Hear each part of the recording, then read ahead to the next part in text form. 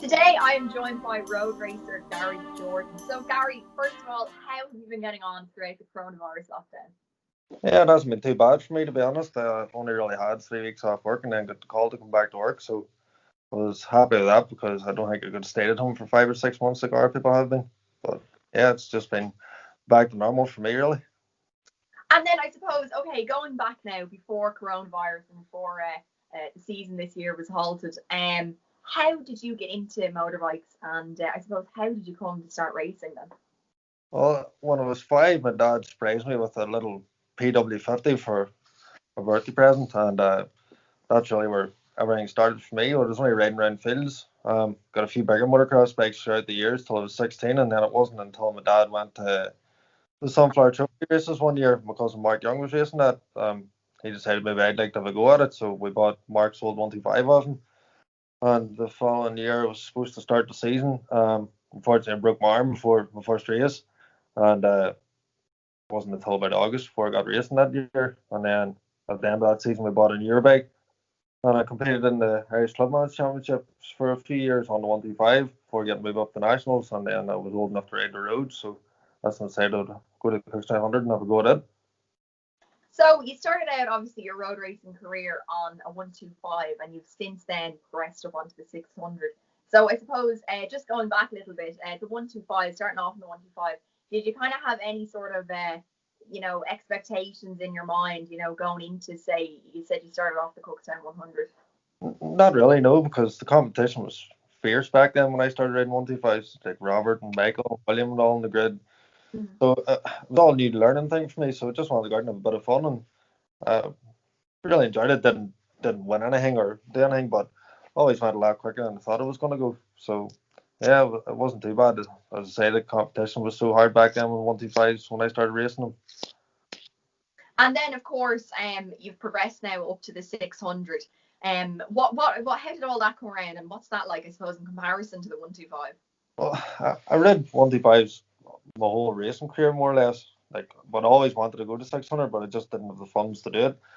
And then one day Paul said to me, "Did I want to ride his bike at Kildane in the senior sport?" That was 2018, the end of the year.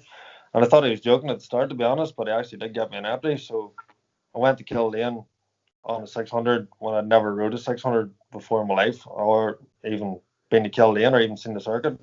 So the newcomers went out in the 600, and it was a completely different experience to the 125. Everything was so much faster and completely different. So what I don't think we could qualify in that time because I think the road was lifting that year in one of the corners. So it Yeah. was like full Yeah. practice because I had no championship points. I had to start from the back of the grid, but I didn't mind anyway because I was just going out to see what it was like, and I really enjoyed it. And I thought to myself, this is the first time I've really enjoyed racing in a long time. So I decided then I would get myself a 125, so or sorry 600.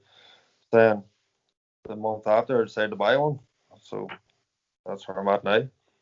So, and you just said there as well, like Paul, I suppose, has kind of helped you throughout your career, and he also races. Is it nice to kind of have someone, a brother in the same sport as you? You can kind of bounce things off each other as regards like race riding and that sort of thing.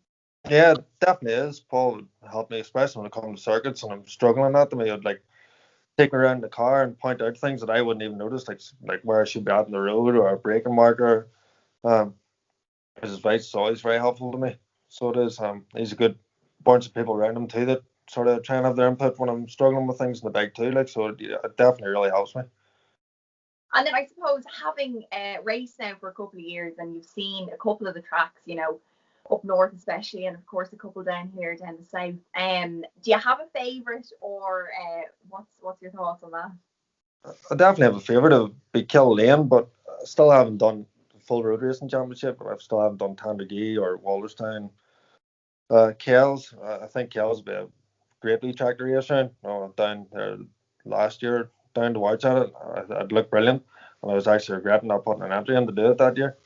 Um, but Kill Lane, I really like it. It's a bit of everything in it. I really enjoy it, and there's a lot of spectators at it too. It's really well supported, so that's good to see too. Oh, I cut off And there. and then of course, as you just said, about sponsorship and stuff, like being a privateer and you're not really associated with any team. How important is it that people kind of are able to get behind you and give you a dig out, I suppose, with regard to sponsorship? It's not something I have a lot of, to be honest. It's mostly out of my own pocket or my family's pocket. But since I went back to road racing, I took a few years out when Paul was racing British Championships, and then was going when he started road racing. Then I was going to every road race with him. The 125 was sitting in the house doing nothing. I said I would bring it back out, and the coachman Bar Marfeld, here where I live at, have sponsored me since every year, giving money at the start of the year.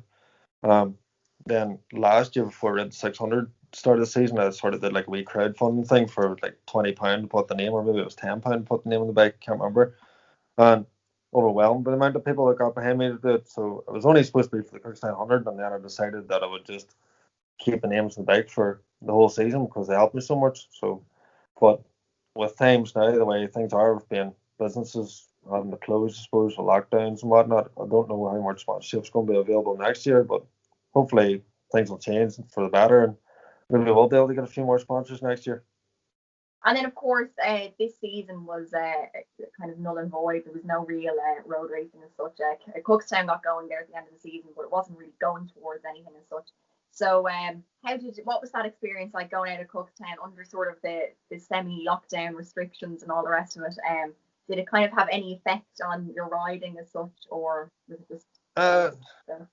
It was tough because last year before I went to the Cookstown 100, I'd done a few short circuit meetings before I actually got to the Cookstown 100, so I felt a bit more comfortable on the bike. But this year I only did one track day about a month before the Cookstown 100, maybe 50 or 60 laps, so maybe I got done in a day, and then I had nothing until I rolled up to the Cookstown 100, and we got 5 laps qualifying, and then I went out at the back of the qualifying group and didn't think it would catch people as quick, but caught a few slower riders, and then by the time I got past them, qualifying was over. So qualifying didn't go great. The sort of expectations that I qualified there at the Cookstown 100 the year before, first time was 606, and I thought with some of the faster boys out, I could maybe be in around the same place again, but it didn't happen. Ended up back in 17th or something. But the Cookstown ran a good meeting.